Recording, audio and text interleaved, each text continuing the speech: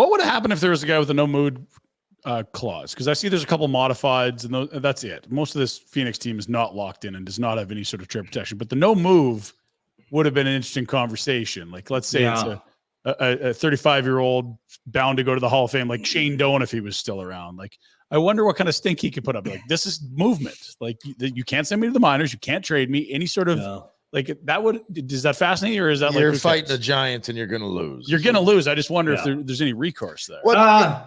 Yeah, go ahead, Rhett. Well, I was just going to say, does the Atlanta to Winnipeg not have some precedence on how this plays? Like, is there not a correlation there? Yes, there is. And I'm trying to think about, I know Andrew Ladd was one of them. Who was the other player that quickly visited, Winnipeg after being part of that Atlanta transfer? And, the good people of Winnipeg, and I'm talking about Mark Chipman, who's one of the owners, and David Thompson, who's probably almost never in Winnipeg, but, he's got big bucks invested here. They did a wonderful job of making sure that Andrew Ladd and his family, and who's the other player? It's going to come to me here eventually. Was it Bufflin or Wheeler or who? Yeah. Oh, it would have been Blake Wheeler for sure. And maybe Dustin Bufflin. They rolled out the red carpet and made sure they showed Winnipeg in its grandest. And, if you're, I think Wheeler was an outdoorsy sort of guy. Certainly Dustin Bufflin is. Mm-hmm. And, Andrew Ladd, they really drove home the family feel, that aspect of what Winnipeg could provide. And all three players hooked in and said, yep, no problem.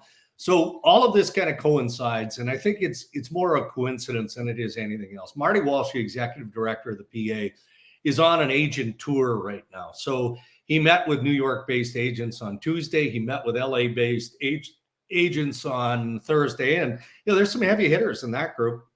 Would have been Pat Brisson of CAA Hockey. Alan Walsh is based out of LA.